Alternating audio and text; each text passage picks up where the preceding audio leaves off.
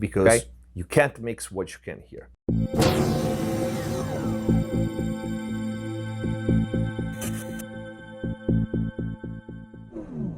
Hello everyone, welcome back to MixFest TV. Hope you're having a great day. I brought back the rapid fire Q&A. So in this series of videos, I'm gonna answer your questions. Before we start, please check the info box down below for my mixing courses on Pro Mix Academy, free plugin special discounts and offers, and if you want to support the channel. But most important, if you really want to learn how to mix and master professionally, click the join button down here, become a MixFest TV member and access the already big and always growing library of in-depth mix and mastering courses, videos and tutorials, full mixes, breakdowns from start to finish, mastering courses with all the settings for my analog gear and plugins, special videos and a lot more. You also get mix consultations with me via Skype or email. Fari Music, how do you mix low end? Do you work on kick and snare and remove masking?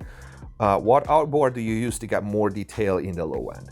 Okay, so this is like the $1 million question, right? Because the main biggest problem on home mixes is arguably the low end. First of all, there's no magic bullet, whether it's an analog piece or a plugin, okay? What I personally use in my chain, and please keep this in mind, you can never take a link out of a chain, put it in yours, and expect it to work, okay? If I point out, like I'm going to do in a minute, one or two pieces, they will not work outside of this chain, everything that you see. First of all, I would like people to stop thinking of things in a box, like how you mix your low end, okay? Your low end is gonna be only right if your mid-range is right and if your high end is right, okay? Mixing doesn't work that way. It doesn't work on compartments. Or like, how do you mix your vocals? Where?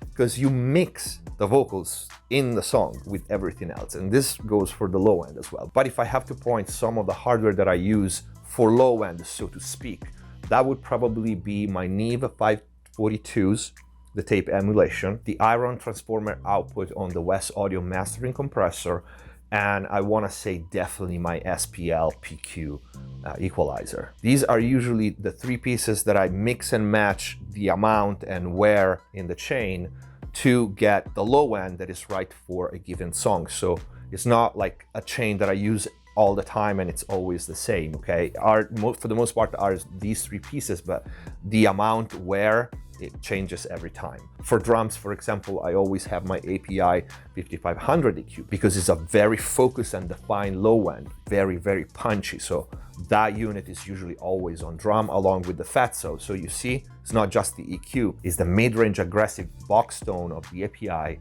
and the focused EQ combined with the saturation, the tape emulation of the fatso and a little bit of compression. So it's never one thing. As for masking, first of all, the two sounds should be well chosen at the production stage, because if those two clash, it's always gonna be an uphill battle. It doesn't matter how many plugins or outboard you throw at it, okay? So the two sounds should complement each other. And this is in no way a rule, but usually you want to decide which of the two elements takes the very deep low end, which one takes the body, which one takes the knock. If both elements, kick and bass, or even other sub-synth, they all have an extremely extended to 20 Hertz low end, one of the two can't be there. If both have the power, the most power and body around 90, one of the two will need to be sacrificed. So at the production stage, you want to decide which one takes what part of that spectrum. They can and they will overlap. What I don't like is something you see in the stupid IG charts all the time. Cut on the bass where the kick hits and vice versa. Basically, people are trying to make a puzzle. That is the best way for your mix to sound completely unglued. Not that you cannot do some of it, okay? To some extent, it's also very common, but there's so much more than that. And people try to sell that technique, so to speak, which is basic logic, as the ticket for the low end, and that will never work. And why? Again, because it changes every time. Sometimes you use sidechain compression, so the usual technique to duck the bass when the kick hits, but are you ducking the entire spectrum or are you ducking only one band of the bass? Okay, what's the release? What's the pattern of the kick and the bass? So all these things need to be taken into consideration. And of course, like I said at the beginning, how's your mid-range or your high end? because you can glue the two elements together, but they are in a mix. A mix is bass heavy if it doesn't have enough mid-range or enough top end, and the other way around. If it's too bright, it will always sound thin, but you run out of headroom, you know, because your low end is already high. So what you need to do is to take care of the high end or the mid-range. And I want to close this question with something that most people will not want to hear. What is the one piece of gear to mix low end? These two things here.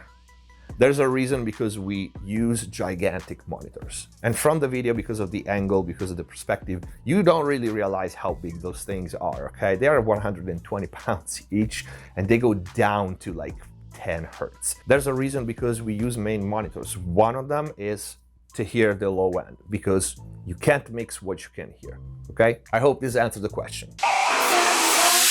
Hands on my neck, hands grip my throat. Lift me up, man, take control. Heart is so gone.